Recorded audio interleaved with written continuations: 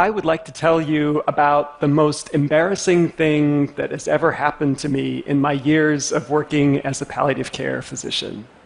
This happened a couple of years ago. I was asked as a consultant to see a woman in her 70s, retired English professor, who had pancreatic cancer. I was asked to see her because she had pain, nausea, vomiting.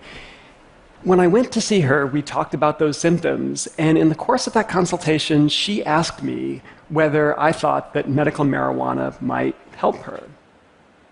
I thought back to everything that I had learned in medical school about medical marijuana, which didn't take very long because I had learned absolutely nothing. And so I told her that as far as I knew, medical marijuana had no benefits whatsoever. And she smiled and nodded and reached into the handbag next to the bed and pulled out a stack of about a dozen randomized controlled trials showing that medical marijuana has benefits for symptoms like nausea and pain and anxiety. She handed me those articles and said, maybe you should read these before offering an opinion, doctor. So I did. That night, I read all of those articles and found a bunch more. When I came to see her the next morning, I had to admit that it looks like there is some evidence that marijuana can offer medical benefits. And I suggested that if she really was interested, she should try it. You know what she said? This 73-year-old retired English professor? She said, I did try it about 6 months ago. It was amazing. I've been using it every day since. It's the best drug I've discovered. I don't know why it took me 73 years to discover this stuff. It's amazing. That was the moment at which I realized I needed to learn something about medical marijuana because what I was prepared for in medical school bore no relationship to reality. So I started reading more articles, I started talking to researchers, I started talking to doctors, and most importantly, I started listening to patients. Ended up writing a book based on those conversations, and that book really revolved around 3 surprises to me anyway. One, I already alluded to, that there really are some benefits to medical marijuana. Those benefits may not be as huge or as stunning as some of the most avid proponents of medical marijuana would have us believe, but they are real. Surprise number 2, medical marijuana does have some risks. Those risks may not be as huge and as scary as some of the opponents of medical marijuana would have us believe, but they are real risks nonetheless. But it was the 3rd surprise that was most surprising, and that is that a lot of the patients I talked with who turned to medical marijuana for help weren't turning to medical marijuana because of its benefits or the balance of risks and benefits or because they thought it was a wonder drug, but because it gave them control over their illness. It let them manage their health in a way that was productive and efficient and effective and comfortable for them.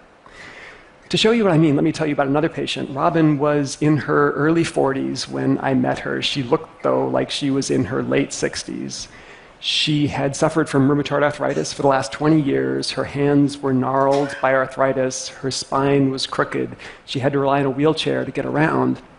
She looked weak and frail, and I guess physically she probably was, but emotionally, cognitively, psychologically, she was among the toughest people I've ever met. And when I sat down next to her in a medical marijuana dispensary in Northern California to ask her about why she turned to medical marijuana, what it did for her, and how it helped her, she started out by telling me things that I had heard from many patients before. It helped with her anxiety. It helped with her pain. When her pain was better, she slept better. And I'd heard all that before. But then she said something that I'd never heard before. And that is that it gave her control over her life and over her health.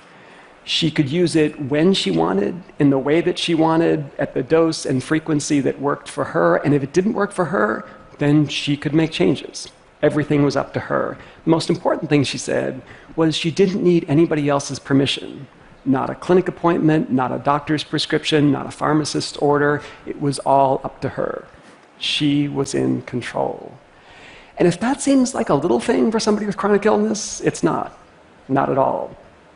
When we face a chronic serious illness, whether it's rheumatoid arthritis or lupus or cancer or diabetes or cirrhosis, we lose control. And note what I said, when, not if. All of us, at some point in our lives, will face a chronic serious illness that causes us to lose control. We'll see our function decline, some of us will see our cognition decline, we'll be no longer able to care for ourselves, to do the things that we want to do, our bodies will betray us, and in that process, we'll lose control. And that's scary. Not just scary, that's frightening, it's terrifying. When I talk to my patients, my palliative care patients, many of whom are facing illnesses that will end their lives, they have a lot to be frightened of. Pain, nausea, vomiting, constipation, fatigue, their impending mortality. But what scares them more than anything else is this possibility that at some point, tomorrow or a month from now, they're going to lose control of their health, of their lives, of their health care, and they're going to become dependent on others. And that's terrifying. So it's no wonder, really, that patients like Robin, who I just told you about, who I met in that clinic, turned to medical marijuana to try to claw back some semblance of control. How do they do it, though? How do these medical marijuana dispensaries, like the one where I met Robin, how do they give patients like Robin back the sort of control that they need? And how do they do it in a way that mainstream medical hospitals and clinics, at least for Robin, weren't able to? What's their secret? So I decided to find out. I went to a seedy clinic in Venice Beach in California and got a recommendation that would allow me to be a medical marijuana patient. I got a letter of recommendation that would let me buy medical marijuana. I got that recommendation illegally because I'm not a resident of California. I should note that. I should also note, for the record, that I never used that letter of recommendation to make a purchase. And to all of you DEA agents out there, love the work that you're doing. Keep it up. Even though it didn't let me make a purchase, though, that letter was priceless because it let me be a patient. It let me experience what patients like Robin experience when they go to a medical marijuana dispensary. And what I experienced, what they experience every day, hundreds of thousands of people like Robin, was really amazing. I walked into the clinic, and from the moment that I entered many of these clinics and dispensaries, I felt like that dispensary, that clinic was there for me. There were questions at the outset about who I am, what kind of work I do, what my goals are in looking for a medical marijuana prescription or a product, what my goals are, what my preferences are, what my hopes are. How do I think? How do I hope this might help me? What am I afraid of? These are the sorts of questions that patients like Robin get asked all the time. These are the sorts of questions that make me confident that the person I'm talking with really has my best interests at heart and wants to get to know me. The second thing I learned in those clinics is the availability of education. Education from the folks behind the counter, but also education from folks in the waiting room. People I met were more than happy, as I was sitting next to them, people like Robin, to tell me about who they are, why they use medical marijuana, what helps them, how it helps them, and to give me advice and suggestions. Those waiting rooms really are a hive of interaction, advice, and support. And third, the folks behind the counter. I was amazed at how willing those people were to spend sometimes an hour or more talking me through the nuances of this strain versus that strain, smoking versus vaporizing, edibles versus tinctures, all, remember, without me making any purchase whatsoever. Think about the last time you went to any hospital or clinic and the last time anybody spent an hour explaining those sorts of things to you. The fact that patients like Robin are going to these clinics, are going to these dispensaries, and getting that sort of personalized attention and education and service really should be a wake-up call to the healthcare system. People like Robin are turning away from mainstream medicine, turning to medical marijuana dispensaries because those dispensaries are giving them what they need. If that's a wake-up call to the medical establishment, it's a wake-up call that many of my colleagues are either not hearing or not wanting to hear. When I talk to my colleagues, physicians in particular, about medical marijuana, they say, oh, we need more evidence. We need more research into benefits. We need more evidence about risks. And you know what? They're right. They're absolutely right. We do need much more evidence about the benefits of medical marijuana. We also need to ask the federal government to reschedule marijuana to Schedule II or to deschedule it entirely to make that research possible. We also need more research into medical marijuana's risks. Medical marijuana's risks. We know a lot about the risks of recreational use. We know next to nothing about the risks of medical marijuana. So we absolutely do need research. But to say that we need research and not that we need to make any changes now is to miss the point entirely. People like Robin aren't seeking out medical marijuana because they think it's a wonder drug or because they think it's entirely risk-free. They're seeking it out because the context in which it's delivered and administered and used gives them the sort of control they need over their lives. And that's a wake-up call we really need to pay attention to. The good news, though, is that there are lessons we can learn today from those medical marijuana dispensaries. And those are lessons we really should learn. These are often small mom-and-pop operations run by people with no medical training. And while it's embarrassing to think that many of these clinics and dispensaries are providing services and support and meeting patients' needs in ways that billion-dollar healthcare systems aren't, we should be embarrassed by that, but we can also learn from that. And there are probably 3 lessons, at least, that we could learn from those small dispensaries.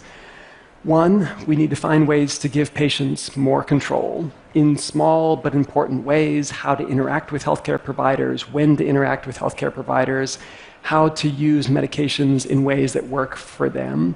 In my own practice, I've gotten much more creative and flexible in supporting my patients in using drugs safely to manage their symptoms. With the emphasis on safely, many of the drugs that I prescribe are drugs like opioids or benzodiazepines, which can be dangerous if overused. But here's the point. They can be dangerous if they're overused, but they can also be ineffective if they're not used in a way that's consistent with what patients want and need. So that flexibility, if it's delivered safely, can be extraordinarily valuable for patients and their families. That's number one. Number two, education. Huge opportunities to learn from some of the tricks of those medical marijuana dispensaries to provide more education that doesn't require a lot of physician time necessarily, or any physician time, but opportunities to learn about what medications we're using and why, prognosis, trajectories of illness, and most importantly, opportunities for patients to learn from each other. How can we replicate what goes on in those clinic and medical dispensary waiting rooms, how patients learn from each other, how people share from each other. And last but not least, putting patients first, the way those medical marijuana dispensaries do, making patients feel legitimately like what they want, what they need is why, as healthcare providers, we're here. Asking patients about their hopes, their fears, their goals, and preferences. As a palliative care provider, I ask all of my patients what they're hoping for and what they're afraid of. But here's the thing, patients shouldn't have to wait until they're chronically, seriously ill, often near the end of life. They don't have to wait, they shouldn't have to wait until they're seeing a physician like me before somebody asks them, what are you hoping for? What are you afraid of? That should be baked into the way that healthcare is delivered. We can do this. We really can. Medical marijuana dispensaries and clinics all across the country are figuring this out. They're figuring this out in ways that larger, more mainstream health systems are years behind.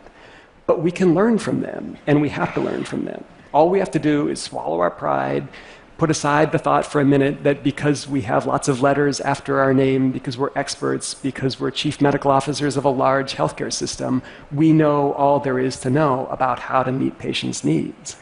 We need to swallow our pride. We need to go visit a few medical marijuana dispensaries. We need to figure out what they're doing. We need to figure out why so many patients like Robin are leaving our mainstream medical clinics and going to these medical marijuana dispensaries instead. We need to figure out what their tricks are, what their tools are, and we need to learn from them. If we do, and I think we can, and I absolutely think we have to, we can guarantee all of our patients will have a much better experience. Thank you.